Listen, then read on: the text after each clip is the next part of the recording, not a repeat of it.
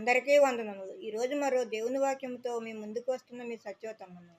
సామెతల గ్రంథము 30వ అధ్యాయము 5 నుండి 9వ వచనం వరకు. దేవుని మాటలన్నీ పుటమబెట్టబడినవే. ఆయనను ఆశ్రయించే వారికి ఆయన కేడము. ఆయన మాటలతో ఏమీ చేర్చకము. ఆయన నిన్ను గద్దించునేమో, అప్పుడు నీవు అబద్ధీకుడు వగుదు. దేవా, నేను నీతో 2 మనవులు చేసుకొనుచున్నాను. నేను చనిపోకముందు వాటిని నాకు అనుగ్రహించుము. వ్యర్థమైన వాటిని అబద్ధములను నాకు దూరముగా ఉంచుము. పేదరికమునైనను ఐశ్వర్యమునైనను నాకు దయచేయకుము.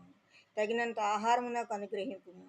ఎక్కువైన ఎడల నేను కడుపు నిండిన వాడనై నిన్ను విసర్జించి యెహోవా ఎవడని అందునేమో, లేక బేదనై దొంగిలి నా దేవుని నామమును దూషించునేమో.